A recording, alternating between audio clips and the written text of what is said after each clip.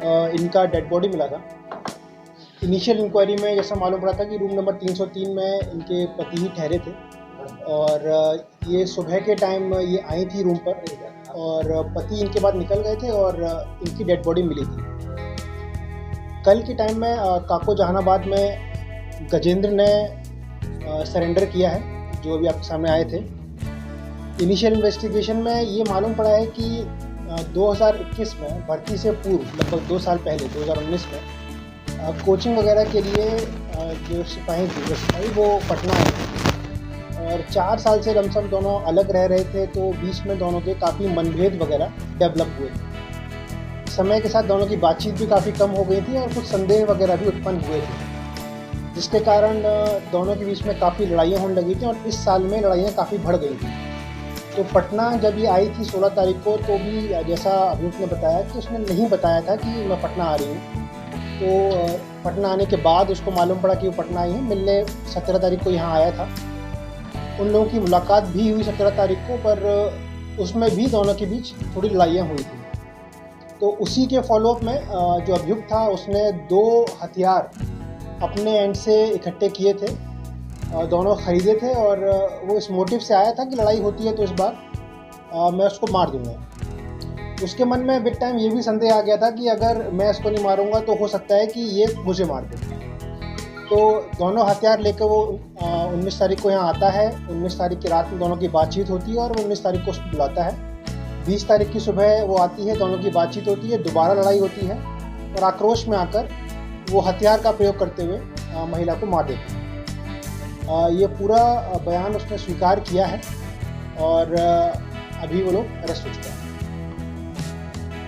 एक और बता रहा था कि एक इनिशियल उसका संदेह है और इस पूरे पॉइंट पे जांच की जा रही है। जो भी इसमें पॉइंट्स बताए गए हैं वो सब इन्वेस्टिगेशन का पार्ट है और पूरे इन्वेस्टिगेशन में अगर ये पॉइंट सही माना जाता है तो उसे पुष्टि की जाएगी। हथियार कहाँ से खरीदा? हथियार का इंतजाम इसने जहानाबाद के पास के एरिया से किया है, उसको हम डिस्क्लोज अभी नहीं कर रहे हैं।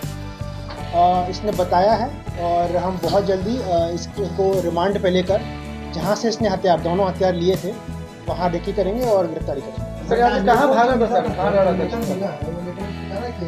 ये वापस अपने घर के पास ही गया था, जहानाबाद में ही रुका हुआ था और जब उसको महसूस हुआ कि पुलिस का दबाव बढ़ गया है और बाद में वारंट का कुर्सी वगैरह की कार्रवाई होगी, तो इस दबाव में आकर सरेंडर किया। गोलियां कितनी चली? गोली 2 थी।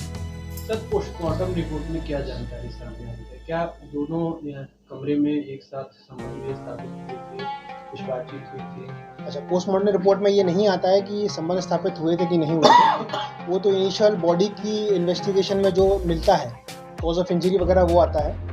तो अभी तो इंक्वायरी में यही है कि गन आर्म इंजरी में डेथ हुई है और सिर पे गोली मारी गई थी, क्लोज शॉट था और बाकी जो पॉइंट हैं वो सब एफएसएल की इंक्वायरी में मालूम है। जबकि एक्सेप्ट कर लिया पुलिस, कितने दिनों के अंदर चार्जशीट फाइल कर ली? हमारा प्रयास रहेगा कि जल्दी से जल्दी चार्जशीट फाइल कर दें, क्योंकि कुछ पॉइंट एफएसएल की जांच के लिए भी हैं, इसीलिए उन पॉइंट्स को कंप्लीट करके हम इन्वेस्टिगेशन जल्दी क्लोज करेंगे। सर, कमरे में उस दिन सिंदूर फैला था, तो सिंदूर का क्या कनेक्शन था? दोनों पति पत्नी थे, सिंदूर। सर, ये स्वीकार किया है कि हाँ, महिला पुलिसकर्मी हमेशा धमकाती थी, वकील का रौब दिखाती थी, कुछ इस तरह? नहीं, ऐसा पॉइंट नहीं है। मेन पॉइंट वही है कि काफ़ी टाइम से बातचीत नहीं होती थी और जब भी बातचीत होती थी दोनों में लड़ाइयाँ काफ़ी होने लगी थी। 4 साल का डिस्टेंस काफ़ी हो गया दोनों के बीच, वो कम ही रहने आती थी घर में, तो इस चक्कर में दोनों के बीच में बात पर लड़ाइयाँ होती थी। तो यही कारण था कि दोनों के बीच में जो डिफरेंसेस बने और आक्रोश का कारण बना। अफेयर का मामला किसी कारण ऐसा किया ये संदेह का पॉइंट आया है। अब वो अफेयर था या नहीं था, किससे था, किस लेवल पे था, वो सब इन्वेस्टिगेशन का पार्ट है और जो पॉइंट्स बताएंगे इन्वेस्टिगेशन के बाद उसकी पुष्टि की। इसने तो अपने बयान में यही बोला है कि ये लिखा है, पर इसमें कितनी सच्चाई है वो एफएसएल की जांच कर मालूम पड़ेगी। अफेयर का शक महिला पुलिसकर्मी ने गजेंद्र को मारने की धमकी आई। ऐसा कोई पॉइंट नहीं है कि आए दिन देती थी।